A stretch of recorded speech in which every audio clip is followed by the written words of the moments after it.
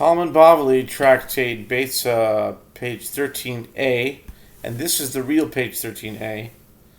In the video where it says 13b and I said 13a, that's a mistake. So this is 13a, and the next one's 13b. Even though you hear me saying 13a, it's 13b. So this is 13a, top of the page, with the words Ha-Rabbi, Ha-Rebbe, Ha-Rabbi Yossi, Ber-Rabbi Yehuda.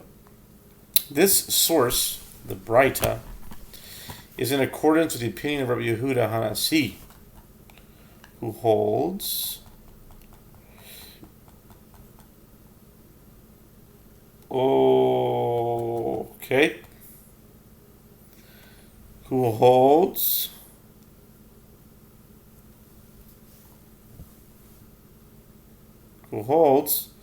that one must separate truma from kernels of grain on the stalk, and one must separate trumot on a festival. That source, the Mishnah, is in accordance with the opinion of Rabbi Yossi, the son of Rabbi Yehuda, who maintains that there is no need to separate truma from kernels of grain on the stalk, as it is taught in a Beitzah.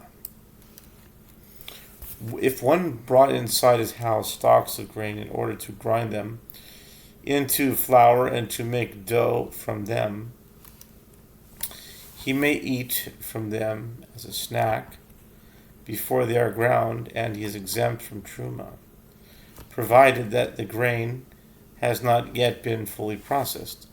The obligation to separate truma does not apply.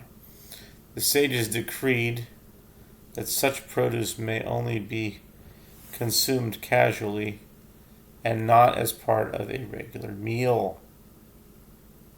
However, if from the outset one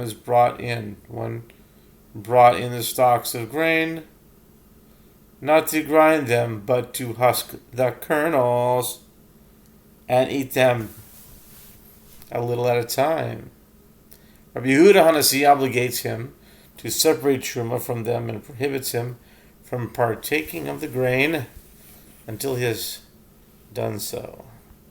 And Rabbi Yossi, the son of Rabbi Yehuda, exempts him from the obligation of truma. He maintains that not even this intention renders one obligated to separate truma, as the obligation for truma applies only to fully processed grain. The Gemara challenges this, and according to the opinion of Rabbi Yossi, the son of Rabbi Yehuda, you can also find a case when one must separate truma from grain that has not been fully processed. How so? For example, if one brought inside his house stalks of grain to make dough from them, thereby rendering himself obligated to separate truma from them,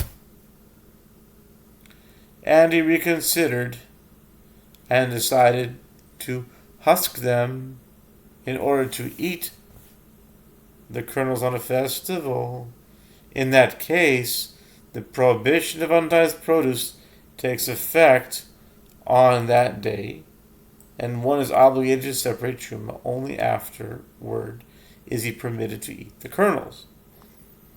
Rather, one must say, what is the truma that Beit Shammai and Beit Hillel agree may not be separated on a festival? It is referring to most truma, for example, grain that has been threshed and gathered into piles on the eve of the festival. They do, however, admit that there are exceptional cases in which one may separate truma on a festival.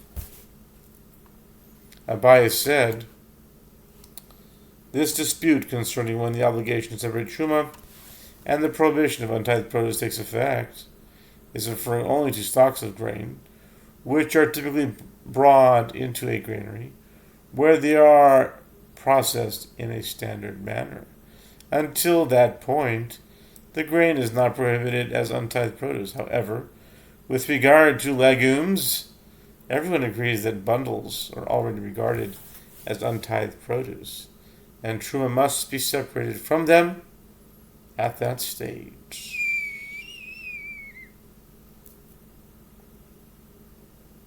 The Gemara suggests, let us say, that the following Mishnah supports him, Trumot 10:6, with regard to one who had bundles of fenugreek, a type of legume, of untithed produce.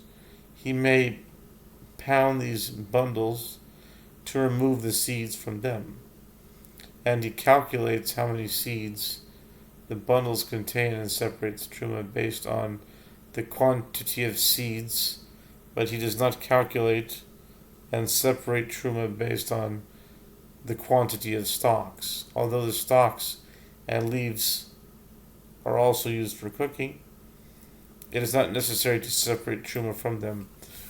What, is it not the case that this halakha is in accordance with the opinion of Rabbi Yossi, son of Yehuda, who said, there, with regard to stalks of grain, it is not yet ready to be tithed, and therefore not prohibited as untithed produce, whereas here, with regard to the bundles of fenugreek, it is ready to be tithed and therefore prohibited for untithed produce. The Gemara rejects this contention. No. This is no proof, as it can be claimed that the Mishnah dealing with fenugreek is in accordance with the opinion of Rabbi Yehuda Hanasi, who obligates one to separate truma in the case of stalks of grain.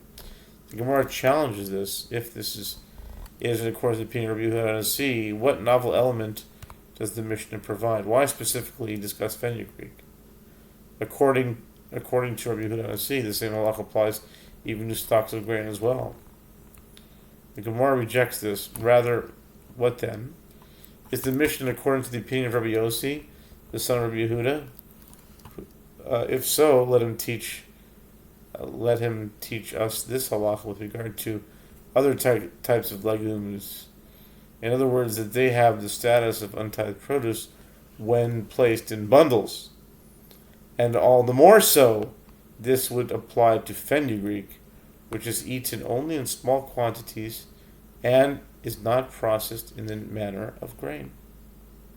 Rather, it cannot be proven that the Mishnah follows either the opinion of Rabbi Yossi, the son of Rabbi Yehuda, or that of Rabbi Yehuda Hanasi, as it was necessary for the Tana to state the case of fenugreek for a different reason. It could enter your mind to say, since in the case of fenugreek, the taste of its stalk and its fruit are identical, as the branches of the fenugreek add flavor to a dish, perhaps one should also separate truma based on the quantity of fenugreek stalks as well.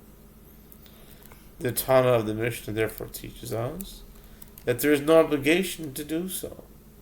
And this is the novel element of his statement.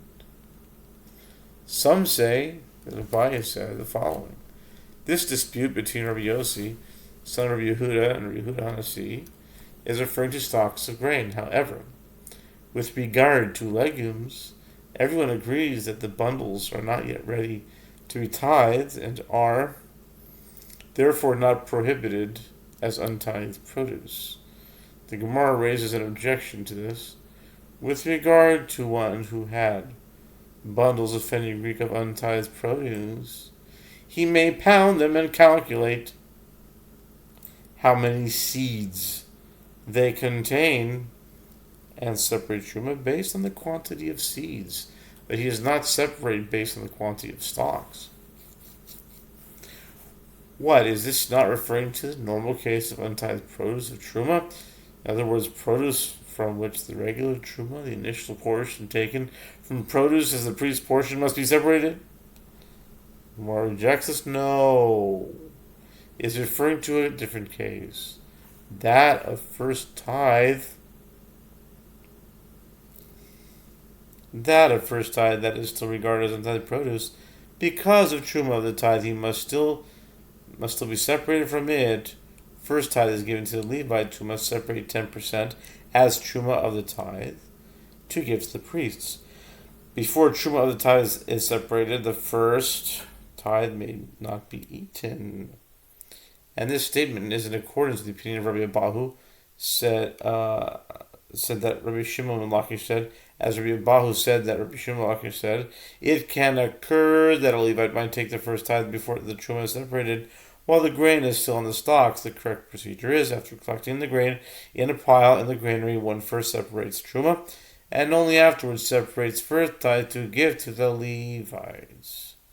If this order was not followed, the first tithe was separated first while the grain was still attached to the stalks. Rabbi Shimon ben Lakish maintains that the following halach applies. In its name, in other words, the fact that it has been designated first tithe renders it ready to be tithed, and therefore prohibited as untithed produce, as pertains to truma of the tithe, that must still be separated from it. This shows that there can be a separation of a type of truma, specifically the truma of the tithe, even before work on the produce has been completed, and this is the case to which the previously quoted Mishnah is referring. The Gemara challenges this interpretation. If first tithe is considered untithed produce when it is named, why do I need the act of pounding? Let the Levites say to the priest, as they gave me stalks of grain or unprepared bundles, so I am giving them to you. In the same state, Rava said, is a penalty. In other words, Levites should indeed be entitled to issue this claim. However, as he acted improperly by taking his tithe prematurely, the sages decree that he may not separate the priest's portion in its current state, but must first improve it. The Gemara comments, that opinion is also taught in a Beitzah with regard to a Levite who was given stalks of grain. As his tithes, he renders them into granary. In other words, he must thresh and process them in the usual manner. Similarly, if he was given grapes, he renders them wine. If he was given olives, he renders them oil. And afterward, he separates truma of the tithe from them and gives them to a priest. For just as truma gedola, in other words, standard truma, is not separated from unprocessed produce,